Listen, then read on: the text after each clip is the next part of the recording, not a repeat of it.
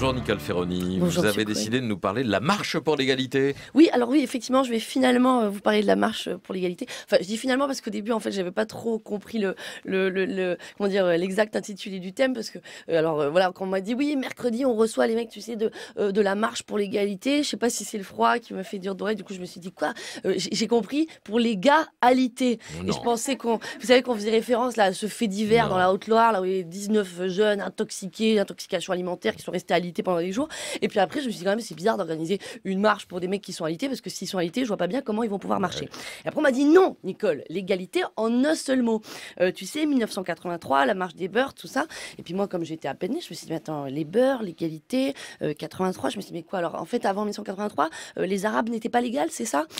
Et puis, en même temps, je me dis, oui, ça me disait vaguement quelque chose. Je me rappelais que moi, il y avait un copain de mon frère qui s'appelait Karim, qui du coup se faisait appeler Kevin. Et je me suis dit, oui, mais peut-être qu'effectivement, ils avaient organisé une marche pour légaliser les Arabes. Et on m'a dit non, l'égalité, L apostrophe égalité. Ouais. Et c'est ça que je me suis dit, mais bien sûr, c'est ça, ça me revient. Ils avaient organisé une marche pour apostropher justement l'opinion publique sur le fait que ça ne pouvait pas durer, toute cette violence vis-à-vis des immigrés. Voilà, il y avait des gens qui disaient oui, ils volent le pain des Français, et puis certains d'autres, sous prétexte qu'on avait volé leur pain, carrément jeté le beurre par la fenêtre des trains. Il fallait faire quelque chose, et c'est là donc vous est venue en fait cette idée de lancer cette marche de l'égalité et de traverser la France pour porter ce message, non pas par voie de presse, mais par voie de pied.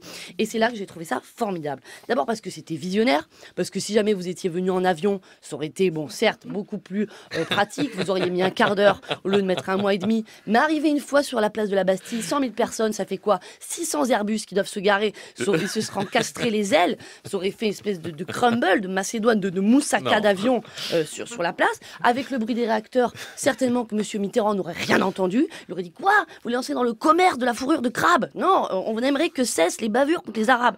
Ah, bref, ça n'aurait pas été judicieux. Et puis après, je me suis dit, en fait, surtout, venir à pied, c'était surtout très beau dans ce que ça représentait. C'était un peu la victoire de la force tranquille. C'est à la fois venir avec effort, mais à venir avec humilité, avec simplicité. Et puis, c'était montrer concrètement cette idée d'égalité. Parce que, je veux dire, des pieds, si on réfléchit bien, on est tous égaux des pieds. Je veux dire, on peut péter plus haut que son cul, mais on peut pas marcher plus haut que le sol, voyez. Et en fait, on est égaux des pieds, et c'est en ça que cette marche, vous avez montré en fait le véritable sens d'être sur un pied d'égalité. Et en fait, si au final, vos pieds étaient pleins d'ampoules, moi je trouvais que votre idée, justement, elle était lumineuse. Vous avez pris votre courage à deux pieds, vous avez tendu l'orteil à tout ce qu'une génération voulait dire, et non pas la main sur le cœur, mais les pieds bien dedans. Vous avez porté votre message de la plus jolie des façons, c'est-à-dire à pied. Donc si jamais on dit souvent bête comme ses pieds, moi je voulais vous dire, moi je trouve que les vôtres font des choses d'une rare intelligence. Nicole Ferroni.